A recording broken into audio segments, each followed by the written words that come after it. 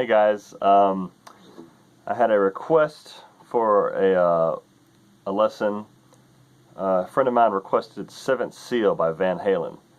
So I listened to it. I listened to the beginning of it, and he said he was having trouble figuring. My friend said he was having trouble figuring out the fingerings and things from a video he had watched. So I looked at it, and hopefully this will help a little bit. The beginning of Seventh Seal by Van Halen employs a particular technique. Let me play through it one time first. The camera here.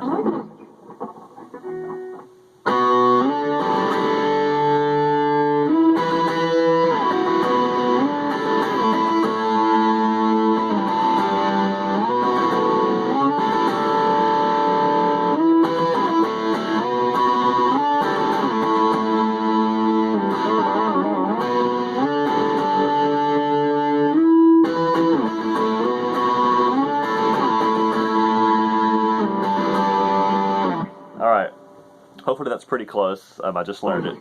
So, what's going on here is you have your fingers on the D and the B strings with this particular shape here.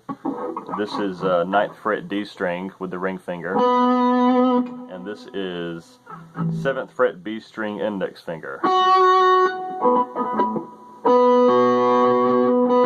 Just a fifth there. I think we're in the key of B. So, those two notes. You're going to let the high E string ring out for the whole intro. And here's the tricky part. The G string is being muted the whole time. Alright? One guy was saying to do that with the index finger. There's a few ways you can do this. It all depends on how you want to do it. So this could be a lesson in itself on muting strings you don't want while strumming. So the way one guy was saying was use the index finger. So I guess you would play this note here and just kind of do it while you're playing the chord shape. Regardless of what you do, you're going to want to hear this. You're going to want to hear those notes.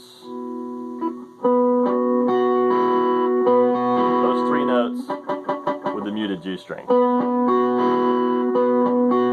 what you want for the whole beginning, even when you change chords.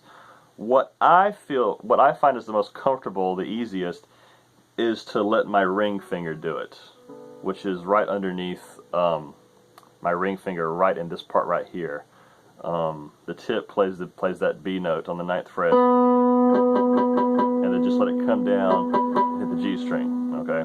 So, that's what I'm doing. You don't want that to happen with down here with the E string. You want to hold the index up so it does not mute the E string, but you want the ring finger to mute the G string, if that makes sense. And when you change around, you keep the same. You get a harmonic there, a 12th fret harmonic there. So, kind of play around with it to get the right mute that works for you. Another way you could do it is you could use the middle finger and you could just rest it on that G string. It's a pretty natural shape right there. You could just leave it like that the whole time. It may be a little tricky to have these two down while this one is not all the way down. But those are a few ways you can do it. Okay, it's a little tricky. I just like muting it here, but this happens a lot in music with the muting thing. A big one for me that a lot of guitarists do is the octaves, which is like this. Am I even in tune? Pretty close.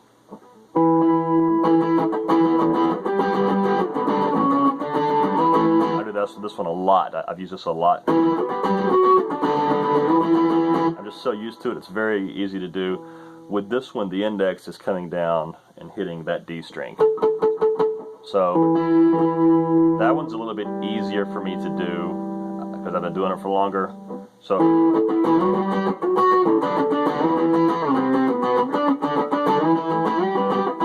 that's just another example of that. So, once again, back to the riff. try the one that works for you. Like I said, the ring finger works for me. And you can move it up and down like that. So we have the, I may not be playing it exactly right. I just learned it, like I said. But there's a 1, 2, 3, 4, 5 different places you're going to put your fingers. So I'm just going to talk about the 9th fret being this chord with the B.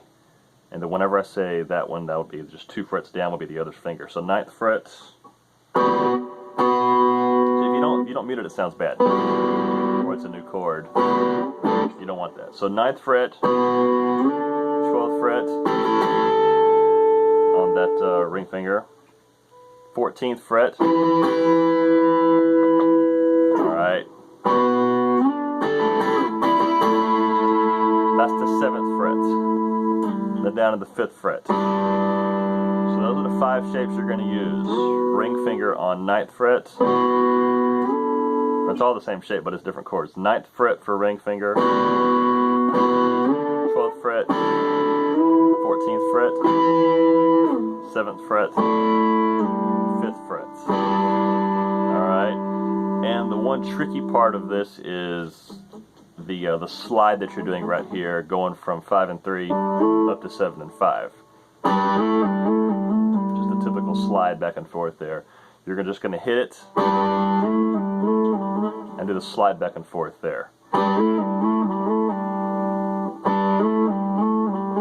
If it's too tricky, try one note at a time. Put them together. Okay, so it's a little tricky. Let's do it again. I'll do it slowly.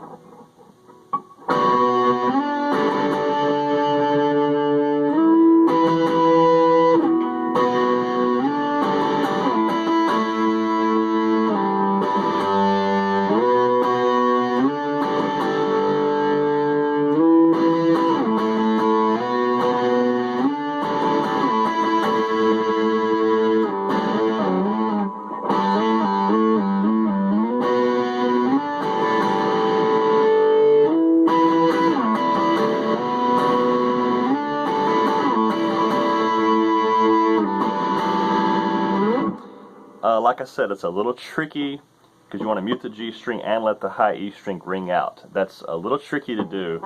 So just the more you work on it, the easier it'll get.